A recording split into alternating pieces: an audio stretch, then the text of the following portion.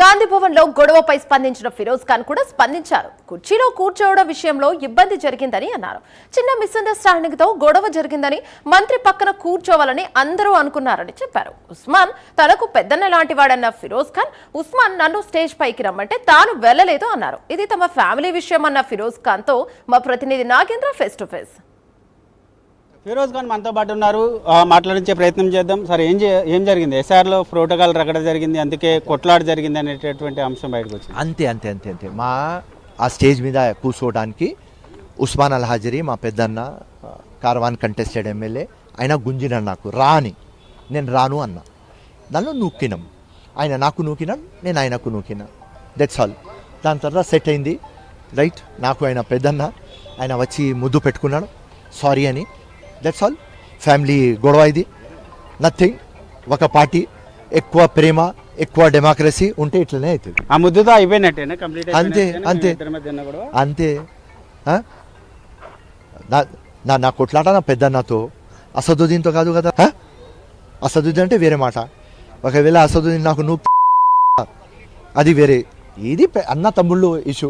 SIR విషయంలో దొంగ ఓట్లు తొలగిస్తామనుకునేటటువంటి తరుణంలో మీరు ఒక తోపులాట చేసుకోవడం.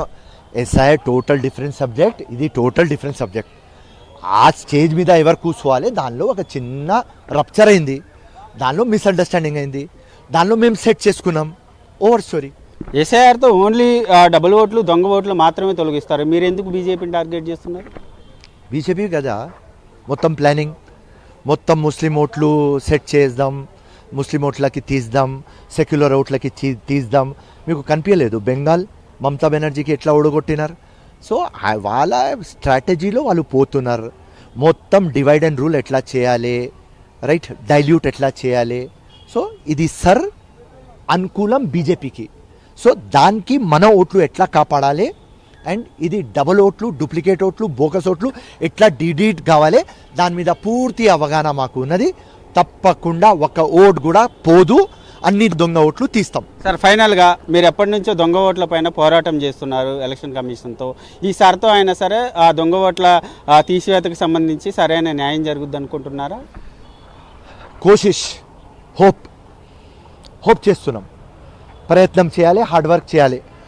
అందరు BLA booth level agents active ఉండాలి, వాళ్ళకు అవగాహన ఉండాలి. అప్పుడే 100% రిజల్ట్ వస్తుంది, లేకుంటే కష్టం. ఇది మనం మొత్తం చూసుకుంటే సర్క్ సంబంధించినటువంటి సమావేశంలో ప్రోటోకాల్ సందర్భంగా నన్ను స్టేజ్ పైకి ఇన్వైట్ చేయడం జరిగింది. దానికి సంబంధించినటువంటి అంశంలోనే కొత్త ఇద్దరి మధ్య తోపులాట జరిగింది. ఈ సందర్భంగా కింద పడిపోయిన తప్ప ఇద్దరి మధ్య ఎటువంటి గొడవ జరగలేదంటూ కూడా క్లారిటీ ఇచ్చేటటువంటి ప్రయత్నం ఫిరోజ్ ఖాన్ చేసినటువంటి పరిస్థితి అయితే కనిపిస్తుందని చెప్పాలి. వీడియో జర్నలిస్ట్ శ్రీకృష్ణతో నాగేంద్ర, హైదరాబాద్, ప్రైమ్ 9 న్యూస్. గాంధీ భవన్ లో గొడవ జరిగింది.